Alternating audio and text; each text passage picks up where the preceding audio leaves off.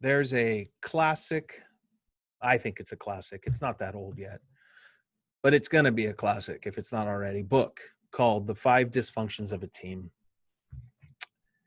It's amazing. I read it in college. I read it again in grad school. Um, it's part of programs I've taught in. It's, I think probably, if it's not, it probably should be part of every leadership program there is. The Five Dysfunctions of a Team. And in it, Patrick Lencioni builds a model for what these dysfunctions are. And I'm not going to go through them all right now because that would turn into a lecture and it'd take way too long. But one of them is the fear of conflict. And the fear of conflict, he says, produces an artificial harmony. A harmony where people are getting along, it appears, but not really. It's false. I was meeting with someone today and we were talking about the idea of artificial harmony.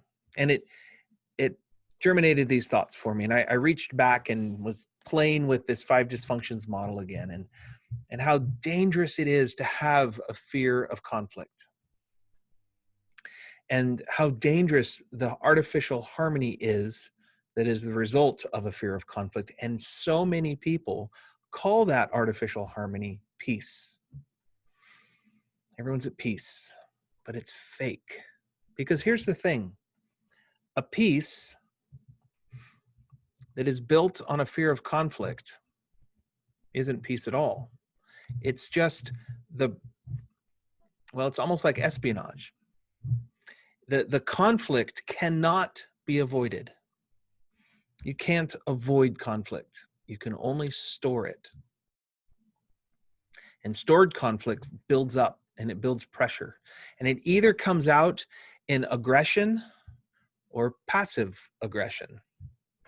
I like to say when working with teams that one of the things that I do is I go and I look for where's the conflict. And if I can't find any, I assume that it's an artificial harmony because the conflict's always somewhere. And if it's not happening in the boardroom, if it's not happening in team meetings, then everybody's spouse or bartender is getting it all. It's got to be somewhere. I heard it said once, I believe by Peter Rollins, a living philosopher. I think this is where this comes from. That we often mistake conflict for war, or we think conflict is war. But he says that's backwards. Actually, the presence of conflict is what it takes to create peace. And war is the absence of conflict. War is what happens when whoever you're engaged with, where there's tension and stress between you, or you can't stand them anymore. And the only thing you can do is either completely eliminate them, kill them, or dominate them. That's when you go to war. But when you're in conflict, that's the presence of peace, because you're actually able to sit with them, the people that you may not agree with yet, or maybe you never will, but you're able to actually sit with them and expose the places of conflict and work on them. This is the difference between the army and the diplomats. You send in the army to kill people and break things. You send in the diplomats to sit with your enemies and create peace. So peace is the presence of conflict, war is the absence of it. And one of the significant dysfunctions that you'll find in teams is the fear of that kind of conflict. And you can almost replace that to say the fear of peace. And why would we be afraid of peace? Because in peace, you have to sit with those who disagree with you and dialogue. You have to engage and relate to people who might critique you. It's incredibly vulnerable and exposing to be in a state of peace. It's easier just go to war with people, just be right, just dominate them, or even eliminate them, control them.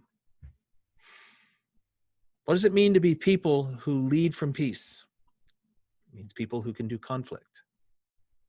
I heard another psychologist say once, all relationships are negotiated. That's interesting by itself. But then he goes on to say there's only two things you have to do to negotiate. One is you have to know what you want. That's an incredibly hard question. I think it's the second hardest question in the world. But you also have to be able to engage in conflict.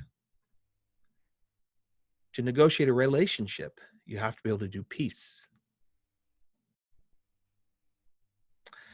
It goes further, though. I think it goes back to this idea we talked about last time about love, and how love is, in some cases, the only way to create objectivity.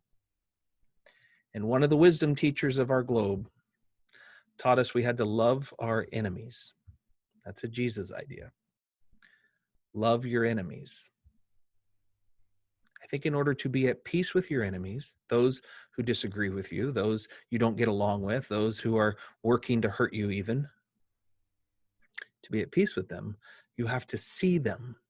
You have to see them through the lens of love in order to gain the objectivity to actually engage in conflict well. So one of the 5 dysfunctions of a team, in fact, it's one of the deepest dysfunctions, is a fear of conflict, which is a fear of peace, which produces an artificial harmony or a fake peace. And as a result of that, teams aren't creative, they're not innovative, they lack commitment, they won't be held accountable, and they struggle deeply to produce results. So, let's stop going to war. Let's love our enemies and be at peace by figuring out how to do conflict.